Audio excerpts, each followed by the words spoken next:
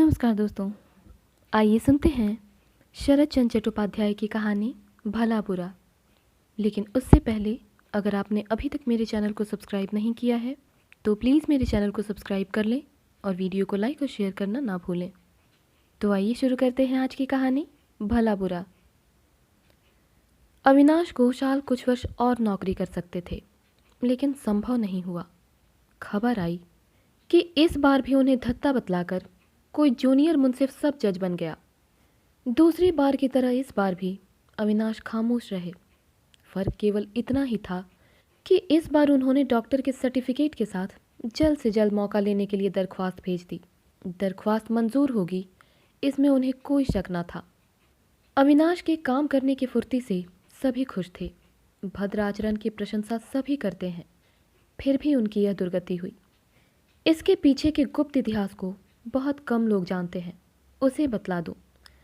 उनकी नौकरी की शुरुआत में एक बार एक नौजवान आईसीएस जिले का जज होकर दफ्तर का इंस्पेक्शन करने आया। छोटी सी बात को लेकर दोनों में पहले मतभेद हुआ और बाद में इसी ने बड़े झगड़े का रूप ले लिया। लौटकर जज लगातार उनके काम में कमी निकालते रहे, लेकिन कमी का निकाल पाना सहज नहीं था। जज साहब इससे तनिक प्रसन्न नहीं हुए। उनके फैसले को काट कर देखा कि हाई कोर्ट में वह नहीं टिकता, खुद ही अधिक शर्मिंदा होना पड़ता है। तबादले का समय हो गया था। अविनाश दूसरे जिले में चले गए, लेकिन जज से मुलाकात करके नहीं गए। श्रद्धा निवेदन की प्रचलित रीति में उनसे बहुत बड़ी भूल हुई। इसके बाद कितने ही वर्ष बीत गए। बात को अविनाश भूल गए थे, मगर वह नहीं भूले थे। इसका प्रमाण मिला कुछ दिन पहले। वह नौजवान जज अब हाई कोर्ट में आए हैं, मुंसिफ वगैरह के विधाता बनकर। अविनाश सीनियर आदमी था, काम के लिए काफ़ी मशहूर था। उसकी उन्नति का पथ संपूर्ण रूप से बाधाहीन था। अचानक देखा गया कि उसकी जगह नीचे का आदमी सब जज हो गया और मामला यहीं समाप्त नहीं हुआ। एक एक करके और भी 3 व्यक्ति उसे पीछे छोड़कर आगे बढ़ गए। जो लोग नहीं जानते वे कहेंगे कि कहीं ऐसा भी होता है, यह तो सरकारी नौकरी है और उस पर इतनी बड़ी नौकरी, यह क्या काजियों का जमाना है। लेकिन अनुभवी कहेंगे उससे भी अधिक ज्यादतियां होती हैं। अतएव अविनाश मन ही मन समझ गया कि अब इससे छुटकारा नहीं। आत्मसम्मान और नौकरी, इन 2 नावों पर पैर नहीं रखा जा सकता। दोनों में से किसी एक को चुनना होगा। उसी बात को इस बार उन्होंने पूरा किया। परिवार में अविनाश की पत्नी आलोकलता, आईए फेल पुत्र हिमांशु और कन्या शाश्वती, यही 3 प्राणी हैं। नौकर नौकरानियों की संख्या इतनी थी कि अनगिनत कहा जाए तो अतिशयोक्ति नहीं होगी। उस दिन अविनाश अदालत से प्रसन्नचित्त लौटे, यथानियम कपड़े बदले और हाथ मुंह धोकर जलपान करने के लिए बैठते हुए बोले, जाने दो, इतने दिनों के बाद आज़ादी मिली छोटी बहू। सरकारी समाचार न आने पर भी हाई कोर्ट के एक मित्र का तार मिला है कि मेरी जेल की मियाद समाप्त हो चली। अधिक देर करना ठीक नहीं होगा, विलंब नहीं होगा, इस बात को खुद ही जानता था। आलोकलता निकट ही एक कुर्सी पर बैठी सिलाई कर रही थी और कन्या शाश्वती पिता के बगल में बैठी उन्हें पंखा झल रही थी। सुनकर दोनों चौंक उठी। स्त्री ने प्रश्न किया, इसका मतलब? अविनाश ने कहा, संभवतः सुना होगा कि कोई गोविंद पद बाबू इस बार भी मुझे पीछे छोड़कर 6 महीने के लिए छोटे जज हो गए।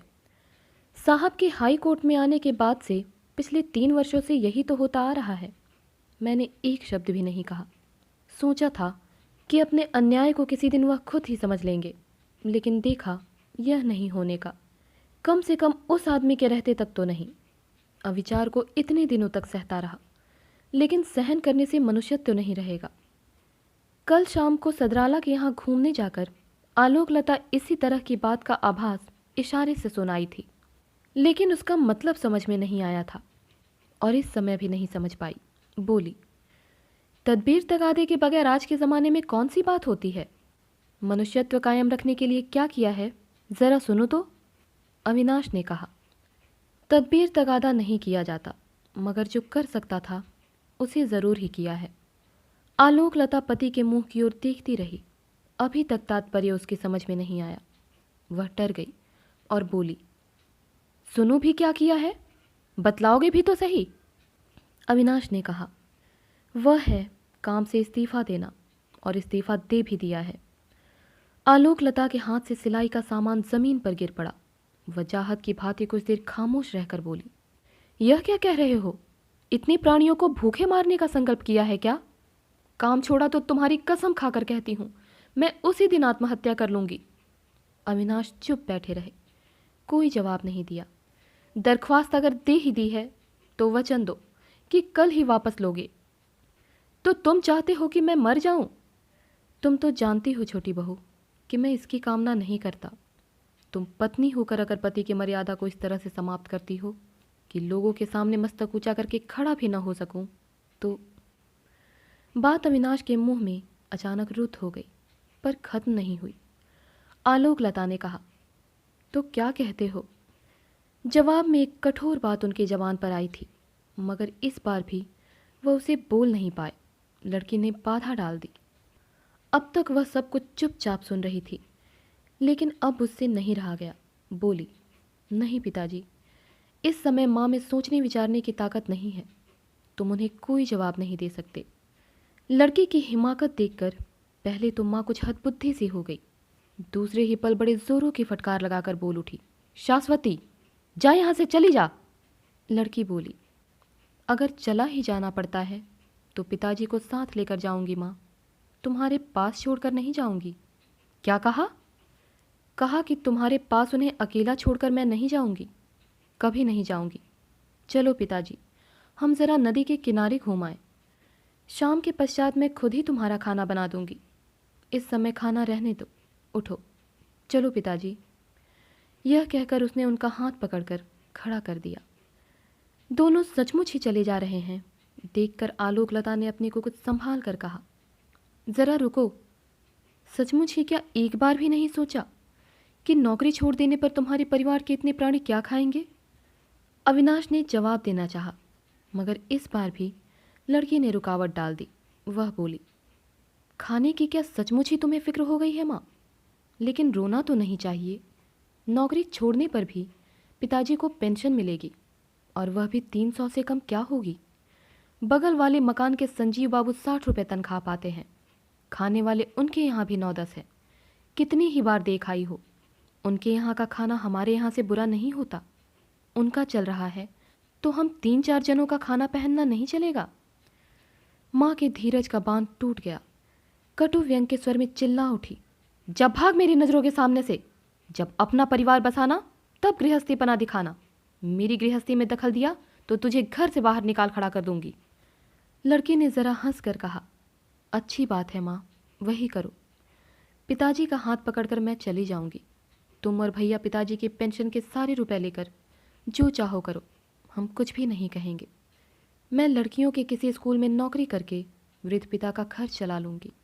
माँ आगे कुछ नहीं बोली। देखते देखते उनकी दोनों आंखों से आंसुओं की धारा बह चली। लड़की ने पिता का हाथ किंचित दबा कर कहा, चलो पिताजी, चलें, सायं का समय हो जाएगा। अविनाश के पग बढ़ाते ही आलोक लता आंचल से आंखें पूछकर रुंधे गले से बोली, ज़रा और रुको। यह तुम्हारी कैसी भीष्म प्रतिज्ञा है? क्या इसमें फेरबदल नहीं होने का? अविनाश ने गर्दन हिलाकर कहा, नहीं, ऐसा नहीं होने का। देखो, मैं तुम्हारी स्त्री हूँ, तुम्हारे सुख दुख की साथिन हूँ। अविनाश बाधा देकर बोले, अगर यह सच है तो इतने दिनों तक मेरे सुखों का हिस्सा मिला है, अब मेरे दुखों का हिस्सा लो। आलोक लता ने कहा, तैयार हूँ, मगर सारी इज्जत आबरू कायम रखने के लिए इतने रुपए तो काफ़ी नहीं हैं। तो पेंशन के थोड़े से रुपयों से कैसे काम चलेगा? अविनाश बोले, इज्जत आबरू का मतलब अगर अमीरी और ठाठ समझ रखा है तो वह नहीं होने का, मैं इसे मानता हूँ। नहीं तो यूँ संजीव बाबू का भी चल ही जाता है। लेकिन तुम्हारी लड़की 19-20 की हो गई, उसकी शादी कब करोगे? माँ की समस्या का समाधान किया शाश्वती ने।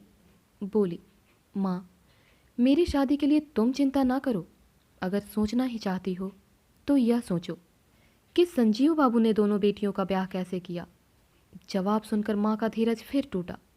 सजल आंखें तृप्त हो उठी। रुंधे गले का स्वर पंचम पर पहुंच गया और बोली, शाश्वती मुँह जली, मेरी नज़रों के सामने से अब हटते क्यों नहीं? जा हट जा, मैं कह देती हूँ। जाती हूँ माँ। चलो ना पिताजी। बगल वाले कमरे में हिमांशु कविता करने में लगा हुआ था। आइए परीक्षा के तीसरे प्रयास में अब भी कुछ देर है। उसकी कविताएं वातायन पत्रिका में छपती है, दूसरी कोई पत्रिका लेती ही नहीं। वातायन संपादक उत्साहित करते हुए चिट्ठी लिखते हैं, हिमांशु, आपकी कविता अच्छी बन पड़ी है, अगली बार एक और कविता भेजें, कुछ छोटी, और साथ ही शाश्वती देवी की एक रचना अवश्य ही भेजें। नहीं जानता वातायन संपादक सच लिखते हैं या मजाक करते हैं, या उनके मन में कोई दूसरी बात है। शाश्वती देखकर हंसती हुई कहती है, भैया यह चिट्ठी दोस्तों को ना दिखाते फिर ना। क्यों, बतला तो।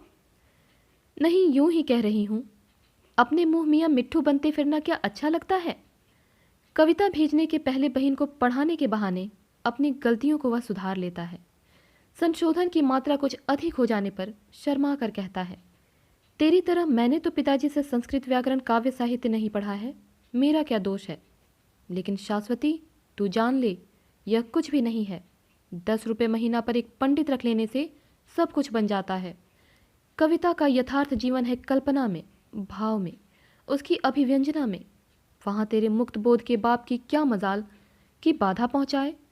यह बात बिल्कुल सच है भैया। हिमांशु की कलम की नोक पर एक अच्छी तुक आ गई थी, लेकिन माँ की कठोर आवाज़ ने सब कुछ छितरा दिया। कलम रख बगल वाले दरवाजे को ठेल कर इस कमरे में पैर रखते ही माँ चिल्ला उठी, जानता है हिमांशु, हमारा कितना बड़ा सत्यानाश हो गया। उन्होंने नौकरी छोड़ दी, नहीं तो उनका मनुष्यत्व खत्म हो रहा था। जानता है क्यों? इसीलिए कि उनकी जगह कोई दूसरा आदमी सब जज बन गया है। वे नहीं हो सके। मैं साफ कह देती हूँ, यह डाह के अलावा और कुछ भी नहीं है, निरी डाह। हिमांशु ने अचरज से आंखें फाड़कर कहा, तुम यह क्या कह रही हो माँ? नौकरी छोड़ दी? What nonsense. अविनाश का मुंह पीला जर्द पड़ गया। दांतों तले होंठ चबाकर वह चुप खड़े रहे। आसन्न संध्या की मलिन छाया में उनका चेहरा अनोखा लग रहा था। शाश्वती पागलों की तरह चिल्ला उठी, ओह, संसार में धृष्टता की भी कोई सीमा है। तुम चलो, जल्दी चलो, नहीं तो मैं सिर पटक कर मर जाऊंगी। कहकर अर्ध अचेत पिता को लेकर वह घर से बाहर चली गई। तो दोस्तों, उम्मीद करती हूँ कहानी आपको पसंद आई होगी। इसी प्रकार की और कहानियों के लिए हमारे साथ जुड़े रहें। मिलती हूँ अगली कहानी के साथ, तब तक के लिए धन्यवाद।